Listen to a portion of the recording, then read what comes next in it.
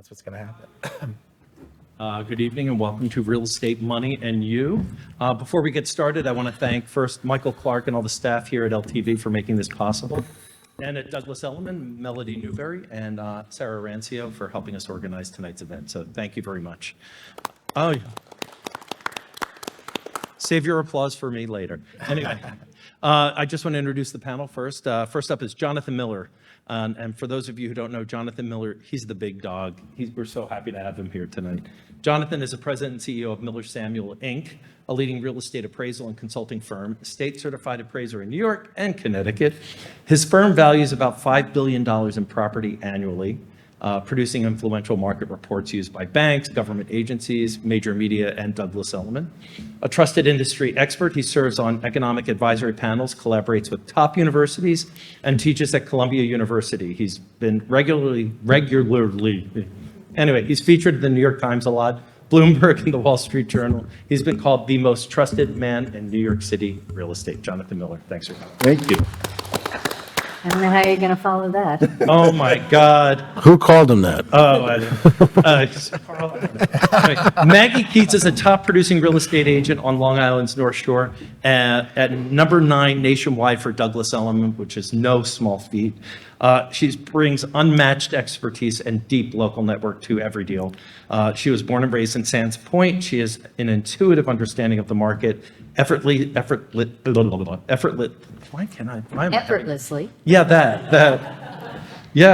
Connecting buyers and sellers. Former ad woman extraordinaire. And she's known for her problem-solving skills, including helping me solve many a problem on a morning at like 8:30 a.m. Client-first approach, which is just help her set an impressive sales record. She's a go-to expert, frequently featured in the media, and has recently hit sales of $1 billion. That's billion. And in case you were wondering, she's also a master at Wordle and the New York Times spelling bee. Frequently, she gets Queen Bee before 9 a.m., so that's huge. Next up, Carl Benacasa is a legal expert, real estate strategist with a very diverse background, from serving as a New York City prosecutor to advising the Southampton Town Planning Board and leading billions in sales as a regional VP for a major real estate firm. What firm was that, Carl? Douglas Elliman. He did work for Douglas Elliman. Hampton's native, Carl holds degrees from GW. I didn't know you went to GW. No. We got to talk about that later.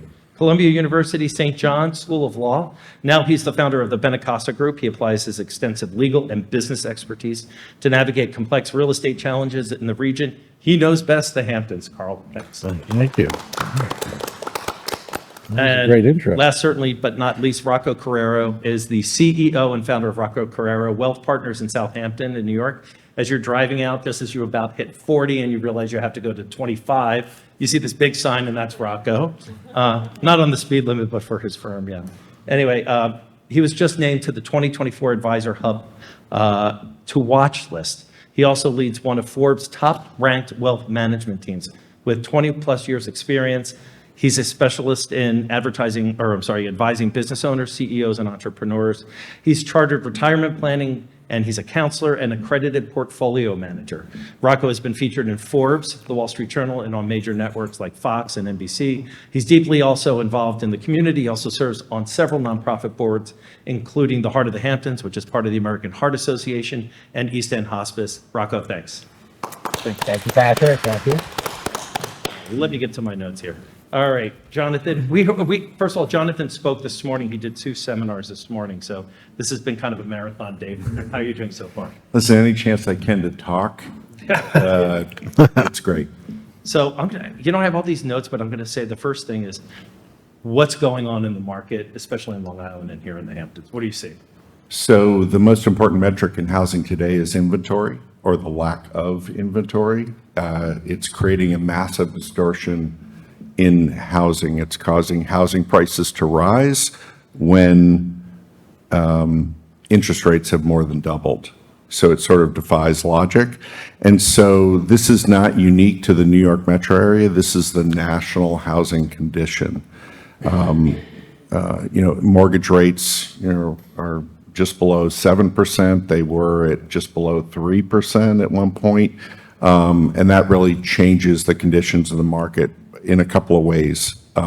Whether it's Long Island or the Hamptons, inventory because the Fed, in my view, kept rates too low for too long during the sort of dark days of COVID, that they essentially created a frenzy, they essentially eviscerated supply of housing because everything sold off.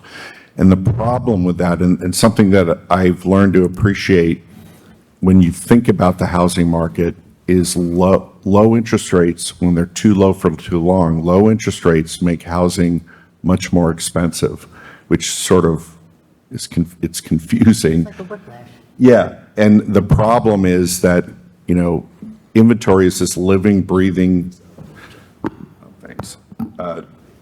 Inventory is this living, breathing entity that takes time to grow, and, and it's based on the lives of the occupants of the house. The problem is that when rates drop so quickly, it was just wiped off the face of the earth. The problem with this is that it's existing inventory that's a problem. It's not new construction. New construction is about 10% of supply. Existing inventory is about 90%. And I like to say, if you tripled new building right now, it would not even make a dent in the housing process, because it's really about existing supply. People are locked into very low rates. If you own a home and your mortgage rate is 3%, you don't want to give that up. And that's what we're seeing. We are seeing inventory rise, which is good. Life sort of forces people to move on and not wait necessarily for low rates, but it's continuing this distortion.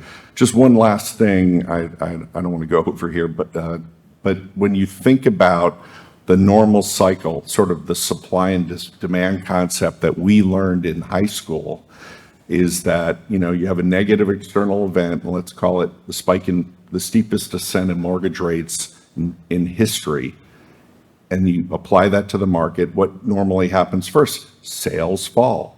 And then what happens? Inventory surges, except for it didn't. Because inventory surging is where you get the price adjustment. You have more supplies, prices come down. We didn't have that. Inventory, because the change from low rate to high rate was so immediate, it caused homeowners to lock in. And that's where we are, whether it's the Hamptons or Long Island or virtually every market in America.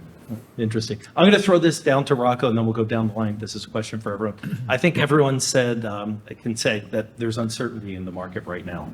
No one knows what's going on. Tariffs, trade wars, the market's up and down. How do you think that's affecting people and their sort of psyche with real estate? Rocco? Well, I think most buyers are concerned with the uncertainty, and as a lot of people are concerned with the uncertainty. But one of the things that we've learned throughout history is that, and what we're seeing now with tariffs, we experienced this in 2018, is that this too will eventually pass. So consumers like to see clarity, and at least for the next, I don't have a crystal ball. I think for the next 4 to 6 months, you may continue to see a lot of murkiness out there with uncertainty, but we'll eventually get through it. I just want to make a comment from my market that I thought was very depressing but interesting. The last week I spoke to 2 sellers who were both planning to list this coming spring or this spring. We're in spring now, happily, thank God. And both of them are locked into very low interest rates, but they were not concerned about losing those interest rates because they had invested heavily in the equity markets and had been very successful. So they could put enough down to make up for their rates, so their monthly payments would be about the same. But the volatility in the market is what's preventing them from listing. Right, they're uncomfortable. And just to add one point to that, sort of technical, but those people aren't going to withdraw from the financial markets. They're going to shift from stocks to bonds, and that's going to raise bond prices, which lowers yields.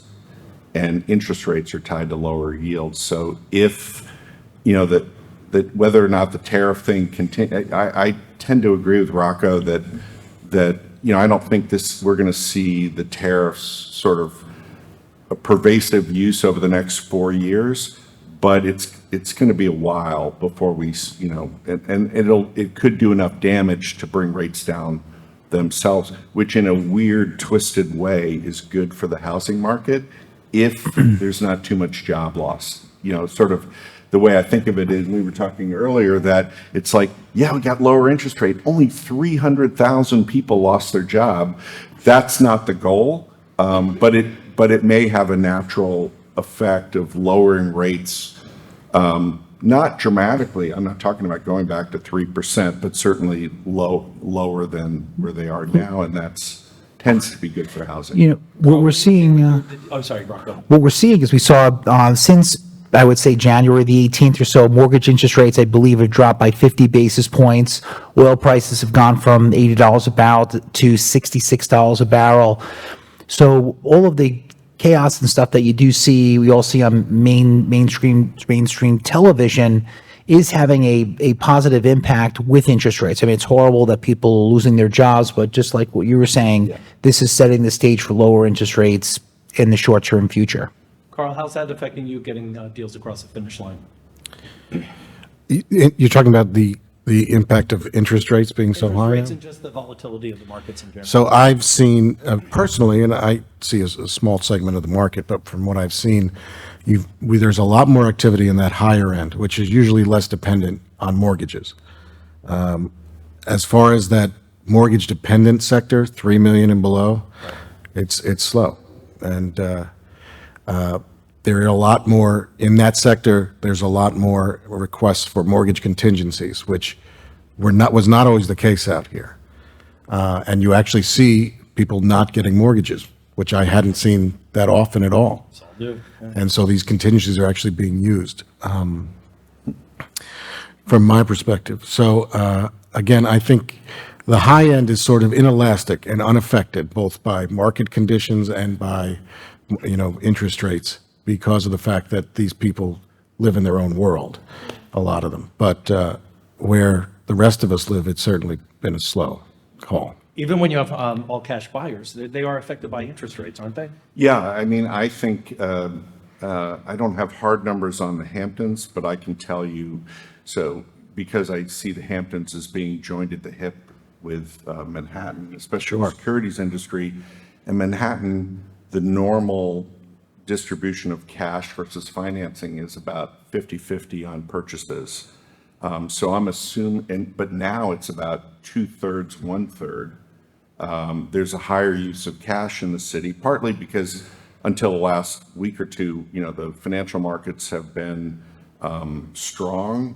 And so the higher you go in sort of wealth, net worth, price, you tend to have the means to sort of bypass interest rates. However, it's wrong to say that people that are paying cash don't care about interest rates. That's not true. They care less about interest rates than someone dependent on it, but they absolutely, because we see in down period, in weaker periods, that cash buyers decline as well as a share of the market. So it's not that they're thinking about it, because it has ramifications for the rest of the economy. And so there's an awareness, the financial markets are a vehicle, but it also is an indicator to many of these people on, how sort of safe the current market is. Should I be buying a $25 million house or a $5 million house or whatever, when, we have volatility all over the place. And I'll just say, not only do we have uncertainty, but our uncertainty has uncertainty. You like that? Rocco, as a financial advisor, what are you telling your clients about the markets? Well, real estate market more specifically. Yeah, what we're telling them. So people are still out there looking for second homes and third homes. People are looking at properties overseas in Italy and other places as well. In Manhattan, we're not seeing as many people, buying second homes in Manhattan for whatever reason, but we are still seeing, people sell homes here in the Hamptons. People buying homes. Not as much. Wasn't the craze that you saw in 2020, 21. I remember 2019, many people in the real estate world were saying that 2019 was actually worse than 08, 09. which is kind of surprising. But what we're telling clients is that, yeah, I personally don't believe you're going to see any major price decreases, even when the supply goes up. And that, for the reason being, is that the cost to build a new home or the cost to build anything has gone up tremendously. So just the labor cost in building a new home. So why would prices go down a lot? Because the replication cost is just tremendous. So I don't know. I don't think you're going to see lots of price decreases. And have to do with the tariffs too, because Right. of the lumber and then with that. That's right. Material supplies. Yeah, exactly. And then I'm in a primary home market, and in my market, the builders can't compete with the end users to buy the property. So we see very little new construction in a period like now. Really expensive to build. The So land acquisition is at its top. yeah. So I'm going to get hyper-local here for a second with Carl. A lot of chatter about zoning modifications, especially like in East Hampton, Southampton. Is that having an impact out here, do you think? As far as what, people buying homes or people developing homes or building homes?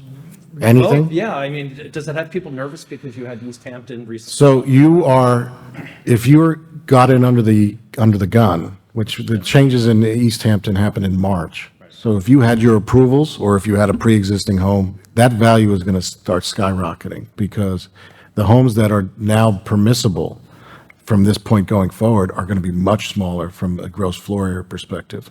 And you're not going to be able to build or replicate that home that either you live in or that you're purchasing that, is not new construction.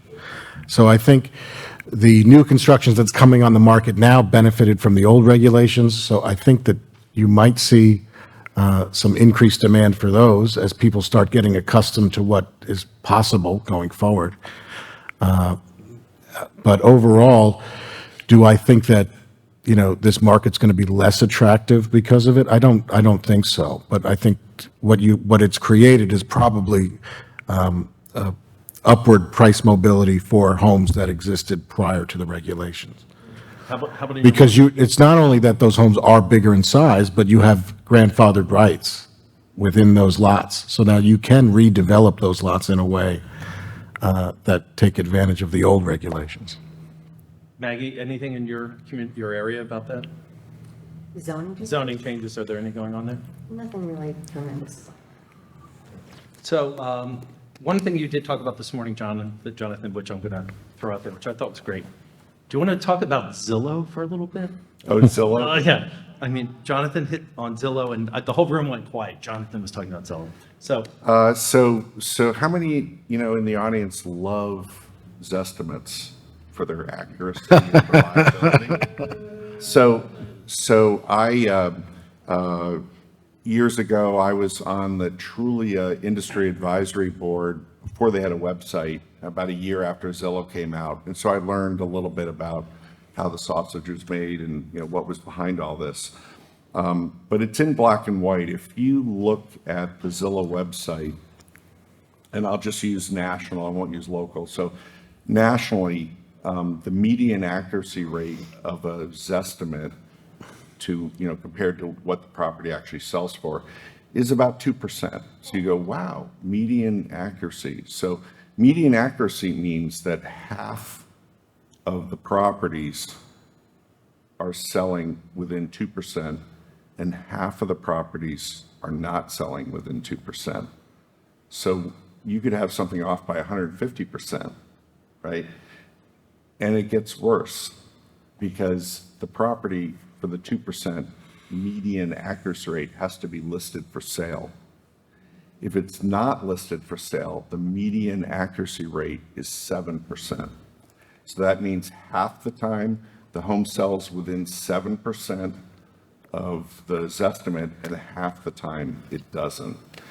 So it's basically garbage, but even so, consumers are very obsessed with it. Well, I remember I was taking a Amtrak to Washington DC for a meeting, and I was just hearing people like they check their Zestimate every day, and it's like a stock ticker on the value of their home, and it's just that's not what it is for. It's just not. And so the other way to think of it is The Zestimate relies on the brokerage community to improve by another 5% for half of the properties that have a Zestimate. So it's pretty convoluted and there's a misperception about its reliability or accuracy. It depends upon the brokerage community to be accurate with their information for Zillow to be accurate is basically what you're saying, I think. Yes, that it is wholly dependent. And I'll give you an example. You know, all the reality shows where they fix up a house and then they put it on the market.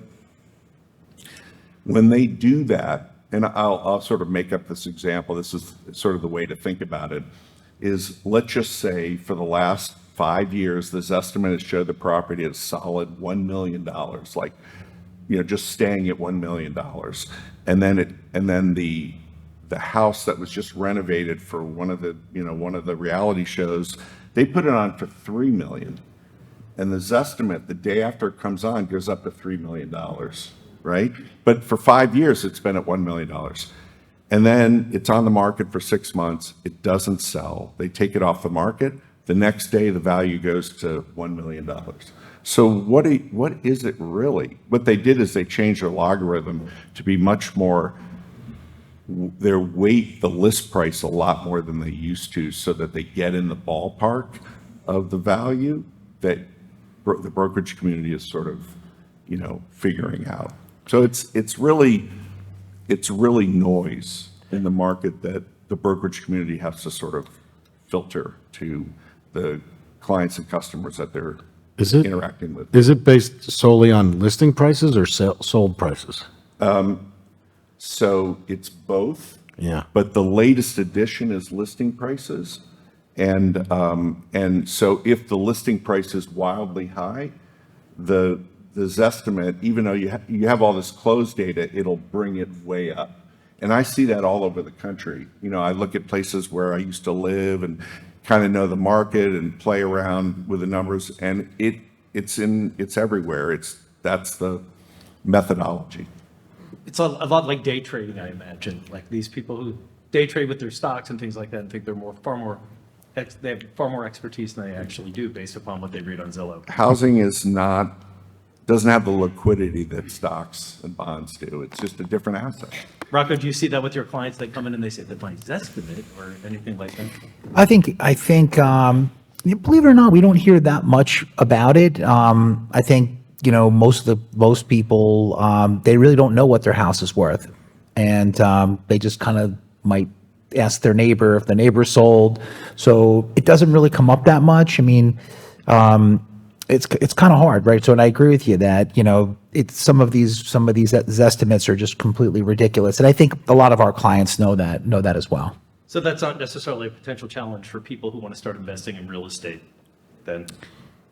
Or actually, what are you seeing as sort of obstacles or sort of challenges for people who do want to invest? So real estate investors now face the challenge of high interest rates, right? That's a challenge. Low inventory is a challenge.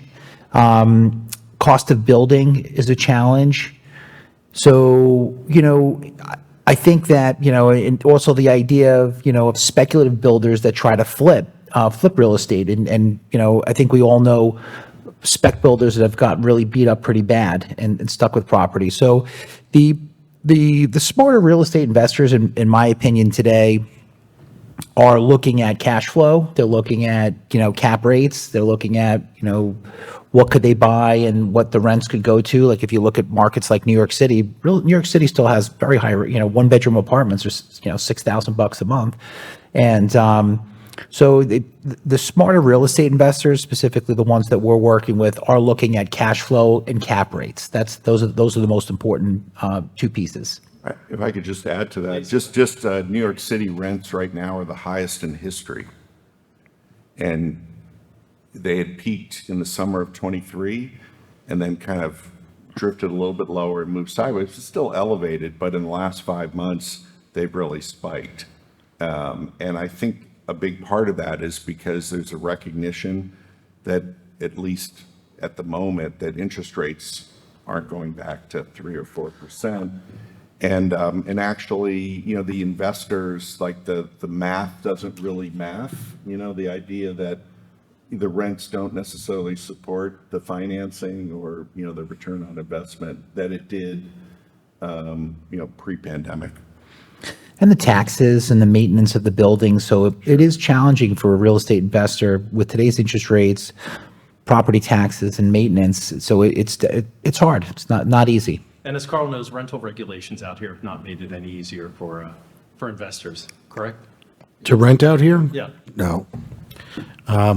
Certainly, there was that hiccup with the Tenant Protection Act where the way the market had been running as far as rents up front was thrown out the window.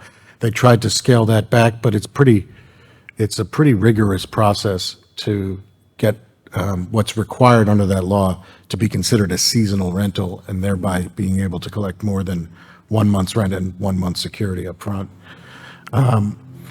Depending on what municipality you're in, the process can be actually kind of easy, or ranging to very difficult. I think Southampton Town is probably the most difficult. It requires inspections and floor plans and all of that. No violations on the property. Most people live with some violation on their property. So there's always the cost of legalizing and then finally getting your rental permit. East Hampton has a far less restrictive or cumbersome process. It's just a registry. They just have to basically inform the town that they plan on renting. And the town will then confirm that there's a CO, but that's all Make they sure you really get do. that permit. But definitely make sure you get that permit. If you don't get the permit, your real liability is not from the municipality, it's from your tenant, who there have been cases where a tenant has refused to pay rent because there's not a rental permit. They have succeeded. They've actually been cases where the rent has been refunded in full after the term because there was never a permit. And a lot of people don't have permits. They don't know that that's something they need because it wasn't always something they need. So make sure you advise your rental clients accordingly. I'm going to throw this to Maggie and everyone can answer this. What are the biggest risks investors or homeowners should be aware of in this market, do you think? The gentleman pretty much covered it. We have the same situation in our market with permits. Right. And I've heard the same kind of horror stories with tenants, even though they're not typically seasonal rentals. Yeah. But the same kind of thing. The inspections, the fines can be very severe. Yeah. Plus, if you there's the inherent risk in New York State of having a tenant. They have far more rights Yes, than the all landlords. rights. So getting someone out is not a very easy thing to do at all. So that's the risks of being, if your investment in real estate is a landlord, especially out here, there's better ways to make money off real estate, in my opinion. Well, Maggie, if you had to put money in real estate or into your home for investment purposes, where would you put Well, it? you know where I'm putting it, in my mattress. Other than your mattress, where would you put it? I think the single-family home market is still a great place to invest. We do have some multifamilies, and they are generating income. But I still think single-family homes, even though prices have become stratospheric, I still think there's genuine equity. And if you can hold on and hold your breath and not bite your nails, you're pretty good. Yeah, so Rocco, we were talking briefly, actually, you and I were exchanging questions. Long-term, where is typically real estate done for most of your portfolios for your customers and clients in the long term? When you look specifically at the Hamptons market, the Hamptons market, which is different than the rest of Long Island. The rest of Long Island has historically appreciated at about 4%, and the Hamptons market has done somewhere between 7 to 8%, which is almost similar to the S&P 500, maybe a little bit less. So, from a long-term perspective, the market here has performed really terrific, and past performance is no indication of future performance. We all know, but I think that this market is still going to continue to be a solid market, considering you think about the CPF funds have bought up all this land. So there's a lot more, a lot less inventory in the marketplace. So, yeah, so I do think that as a investor coming into this market to buy something, they have to be careful, just like what Carl was saying about the rental permits and things like that. But There's also commercial real estate. I'm not sure if we're going to be, talking about commercial real estate. The right type of commercial real estate could make sense. A lot of small business owners out here, and They own where their business is, correct? yeah, where their businesses. And for many, historically, that's the way a lot of these small business owners would eventually retire and cash out, is through selling their building that they were in. They operated their medical office or their construction company, and then they end up by selling, and that's their liquidity event. And also from a tax perspective, right? There aren't as many tax benefits as there once was. And for a business owner, one of their biggest tax benefits is the idea of having their own commercial building, whether they rent it to themselves or the depreciation. But it's really something that people should talk to their accountant about, because, yeah, they might be paying rent, but owning their own building is a way to build equity, which is, especially if they're going to be there for 20 years. I think it totally makes sense for business owners to purchase their own commercial space. I'm going to go back to residential for a second, and you brought something to mind. Owning a home in an LLC or a trust versus just being a homeowner. Any perks, benefits you want to share with us? So a lot of people do it. The primary motivations for doing it are anonymity with an LLC and liability. It's another liability shield. If you are renting, you probably should own it in an LLC. It's an easy process to do. Whether a trust makes sense financially from your estate perspective, you should talk to someone like Rocco. Well, let's or ask an Rocco. estate attorney. That's really specific to your personal financial goals and needs. But I think an LLC is generally a good idea for ownership. Rocco, when do you suggest? But there are tax consequences, so talk to your accountant about that. Talk to your tax. Carl's on the accountant. So when do you encourage people to put their property in a trust? I love the ideas of trust, specifically to help to avoid probate. So where there's different types of trust, there's revocable trust and irrevocable trust. And so revocable trust can help, probate can be very expensive. Probate could be 1% of the overall cost of whatever the asset might be that is owned individually versus a trust. So there are advantages of trust. So I would definitely talk with an attorney about the idea and the benefits of structuring your assets inside of a trust, because there are many benefits that are associated with it. And again, there's two different types. There's revocable and irrevocable, and both have their pros and cons that are associated with it. A lot of people look at irrevocable trust for whether it's for Medicaid planning or to reduce the possibility of estate tax. So that there's really a lot of benefits, and also to keep control, to make sure that after the person passes, that the house is sold or whatever it might be done with after they pass away. So if you're a person that likes to have control, the use of trust make a lot of sense. Jonathan, I'm going to throw you on the spot here. The last market report had good news for the Hamptons for the most part, correct? Well, so I think it's good news. Okay. But when, some people are underwhelmed by what my good news actually means. So when you think about what's been happening in the Hamptons, what has changed is that inventory has been rising, but it's still well below long-term norms. And as a result, sales have been rising, which are still well below long-term norms. So see, there's like the good and the bad. But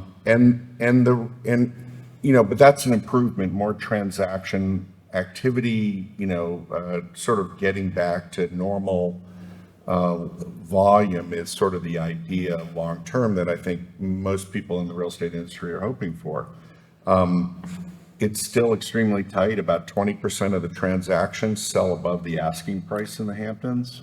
And that's a clear sign that, there isn't enough supply for the product.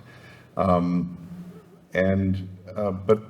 when I think about it, because Hamptons has morphed into sort of a high-end second home market or vacation market, it's not the same market as like buying a second home in New Hampshire.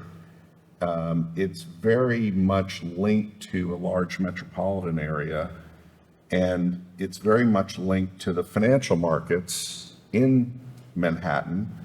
And when you see the New York State Comptroller's report that's going to come out, should be coming out any day, Wall Street had near record profits this year, and the Wall Street comp is expected to be high relative to, the previous couple of years. And so, that translates into more demand for housing, and it might translate into more sellers recognizing that and listing if, their stage in life is appropriate. But what it really means is that, and Rocco or Carl were talking about it earlier, is that the prognosis for higher housing prices is pretty clear over the next year or two in Manhattan and the high end in Long Island as well. I'm going to open it up for questions. Does anyone have any questions for anyone on the panel? Sure, just step up so I can give you the microphone so they can get this on tape or whatever. They have video on this.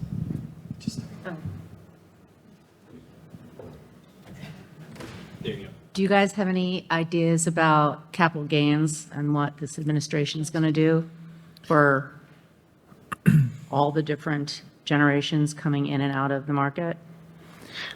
I don't have a crystal ball, but my personal opinion is that the tax plan that was previously passed with the first Trump administration will again pass, which is going to be a positive catalyst for the markets, the equity markets, as well as I think the real estate market. So that's my personal opinion. I don't know anything for sure, but that's my thought. I think whatever you're seeing now is probably just going to be continued. And if anything's going to change, in my opinion, it's going to be more favorable to investors.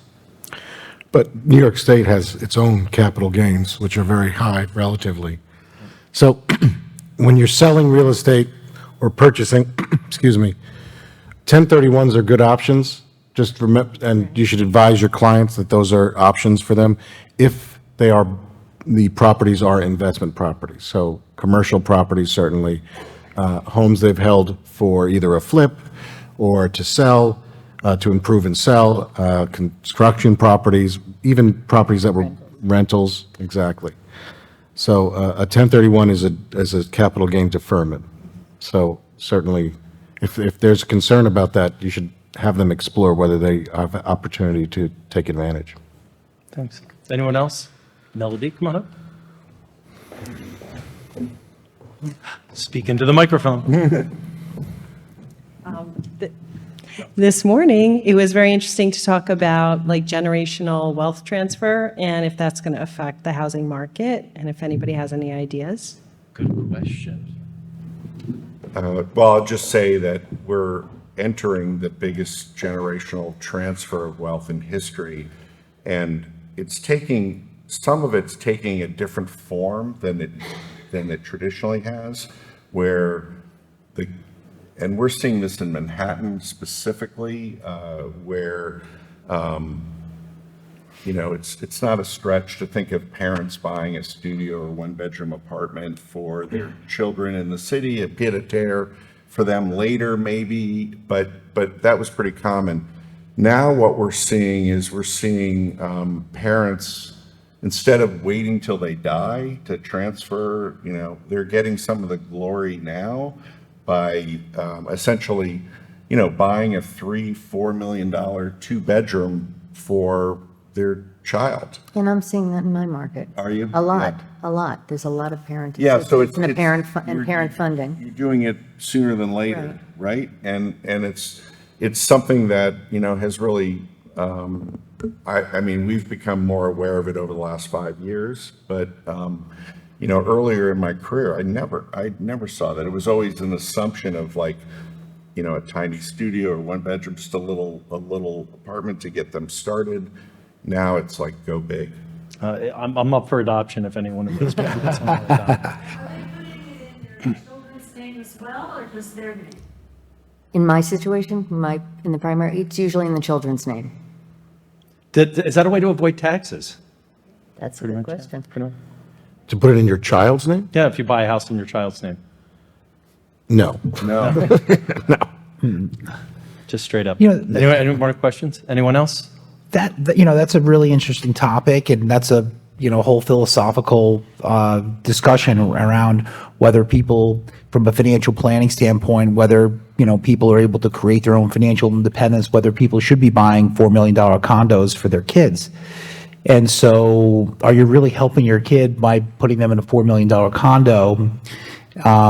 We specialize in working with first generation wealth creators, and there's something to be said about the person going out there and busting their hump and getting their own studio apartment, whether they have to rent it first and then accumulate the money for the down payment. So you're right, this is going to be the biggest wealth transfer in the history of the world that we're going to see over the next 20 years. And for a person who specializes in working with people who then eventually transfer assets, when the next generation receives those dollars, they're splurge dollars. So they're probably going to come out and buy Hampton houses and do all kinds of things. So I think it's going to be, I really do. So I think it's great. It's great for people in the real estate industry, specifically out here with the generational wealth transfer, because they're going to look to splurge and use those dollars very quickly. So We like that. We like so that's good news for you guys. It really is. Well, this has been great. I'm going to ask you guys, any final thoughts? We'll go right down the line. Jonathan? Prognostications and whatever. So when I think about where we are, there's a tremendous amount of uncertainty. As I said earlier, the uncertainty is uncertainty. And, but what we're not really seeing is, in sort of the macro sense, is paralysis about the uncertainty.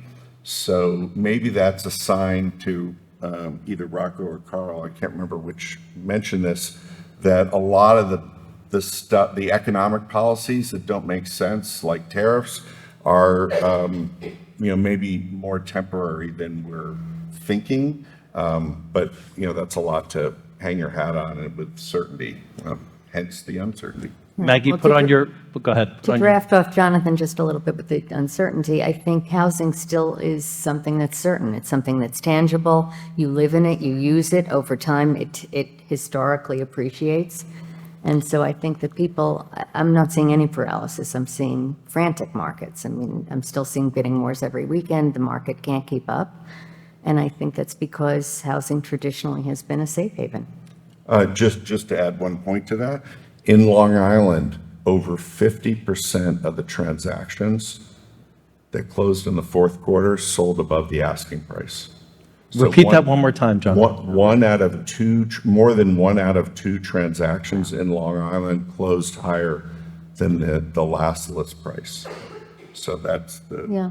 what you're talking about. Does that include Hamptons when you say Long Island? No, they, I was gonna say- 'Cause no, I know they're analyzed as They different Up markets. Island, where I am. My favorite, Maggie my loves the favorite term. the Hamptons is about 1 out of 5. Okay. A little Okay. under 1 out of 5. That makes more sense to me personally. Yeah, I'm like, whoa, over ask. Anyway, Carl? I think there's a lot, as far from a zoning perspective, you can do that people don't often think about to improve the value of your real asset. I think focusing on, like we say, as zoning regulations gets tighter, properties that existed before then essentially are granted entitlements, which are Great point. akin to variances. So it's important to point that out. Maybe the property is eligible for a subdivision, maybe there's a potential for a variance. So when people think about investing in their property, they often think about putting money into construction or reconstructing. They should also put their mind towards what entitlements that they can get from the government for expanded development, and how their property might have inherent entitlement by the fact that it pre-exists what is becoming increasingly more restrictive zoning codes. Oh, So, correct me if I'm wrong, but anything that's been built by the old zoning laws, if there's room to expand on the old formula, no, it goes across. Now, it has to exist now. You're not entitled to expand on what is now a pre-existing nonconformity without a variance. But in a sense, compared to what will be, it has increased use. as these codes get more restrictive, and they do every year, because these politicians need to do something. So they create these more and more regulations. Rocco, final thoughts? I would say that, real estate's one of those things where, if you look at real estate markets, they move in like blobs and they move out like blobs. And so I think we're still in the phase of, just like what you had said about frenzy to some extent. And that when's the right time to purchase real estate is when it's the right time for you. That's when the time to buy is, right? You're never going to time interest rates or the real estate market. If it's the right time to make your first purchase or your second purchase, you should go ahead and do it. It's better to buy and wait than wait and buy. Yeah, I have a friend who, for the past 20 years, has been waiting for the market to drop in Ditch Plains and Montauk, and we joke about it. He's like, "No, it's coming. It's coming soon." I'm like, "Okay, I told you 20 years ago to buy there. We keep talking about it." They're Let me know how selling that goes. trailers Let me know how for that goes. $3 million in Ditch Plains. Yeah. Anyway, thanks everyone for attending. Thank you guys. That was amazing. A lot of chock full of information, and I appreciate it. Thanks, guys. Thank you. Thanks everyone. Have a good night.